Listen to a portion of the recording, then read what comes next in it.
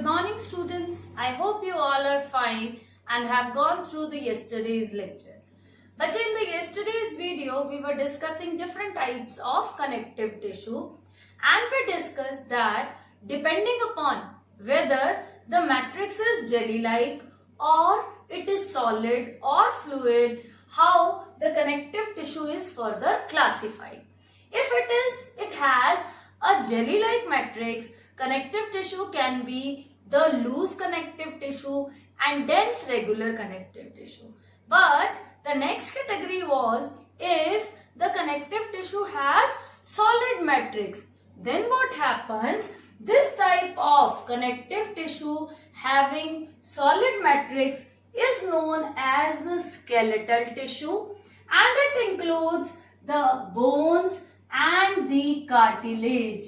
Let us now discuss firstly about the bones. The bones are the strong, porous, vascular, that is blood vessels are present, and inflexible tissue in which the matrix is hardened due to the presence of calcium and magnesium and phosphorus, mainly the salts of phosphates of calcium and magnesium are present and many minerals are present.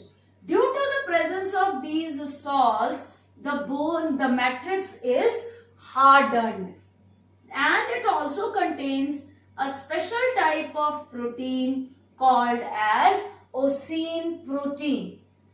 Bone tissue consists of a large number of cells called as osteocytes, and these osteocytes are arranged in a Haversian system, that is in the concentric rings called lamellae around the Haversian canal. What is if it is the structure of the bone, there are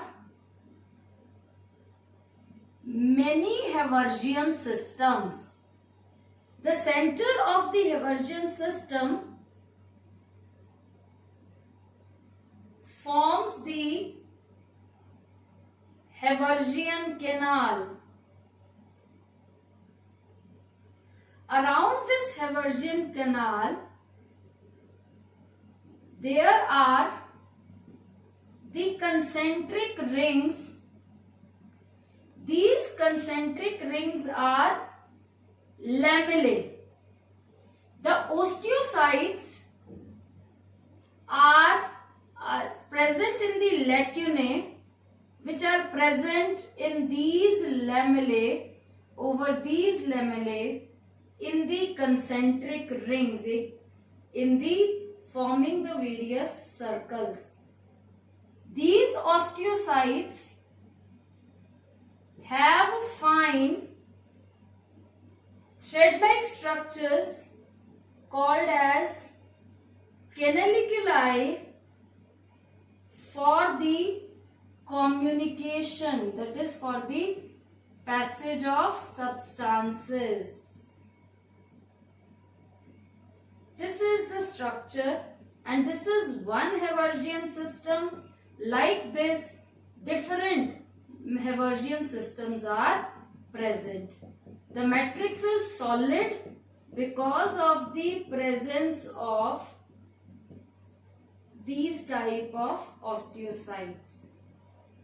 These are the lacunae, fluid in which osteocytes are present, and these thread-like structures are canaliculi. I hope the structure of bone is clear. Now come to the cartilage. Cartilage is compact, non-porous, flexible tissue as compared to the bone. The matrix of the cartilage consists of the protein chondrin and it is very slightly hardened due to the presence of lesser amount of calcium as compared to bones. The special types of cells present in the cartilage are the chondrocytes, protein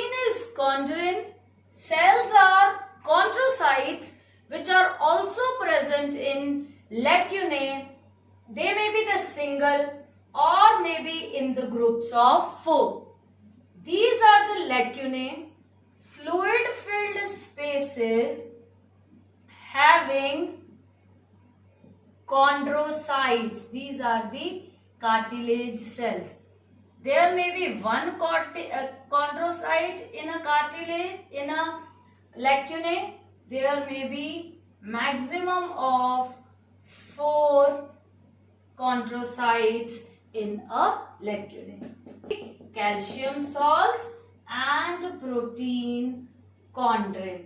This fluid-filled space is lacunae. Inside the lacunae, it is chondrocytes. This is about the skeletal tissue. Now let us move on to the fluid connective tissue, that is the blood. Yes, the fluid connective tissue, that is having the liquid matrix, and it is the blood and the lymph. 2 fluid connective tissues are present in the animal body. In your syllabus, we will discuss in detail about the components of blood. Blood is a fluid connective tissue that flows through the blood vessels distributed in the animal body.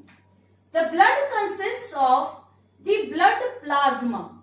The plasma is the liquid matrix which forms or occupies 55% of the total volume of blood.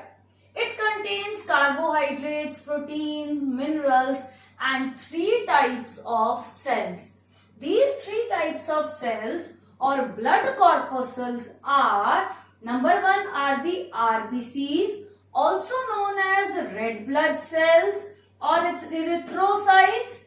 Number 2 are the WBCs, also known as white blood corpuscles or leukocytes. Number 3 are the blood platelets, also known as thrombocytes. RBCs, these are non-nucleated in mammals, nucleated in some animals, in most of the vertebrates. They could be oval, they could be biconcave, and they contain an iron containing pigment which provides red color to them, and that pigment is known as hemoglobin. The function of hemoglobin is to carry the oxygen and transport it to the various tissues and to bring back carbon dioxide from the tissues back into the lungs, from where through the alveoli exchange of gases takes place. The second type of cells are the WBCs, which are also known as white blood corpuscles.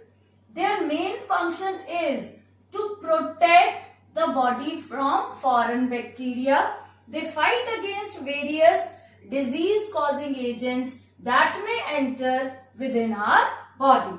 And the third are the blood platelets or thrombocytes, which at the site of injury coagulate, gather together to form a clot so that there is no more blood loss.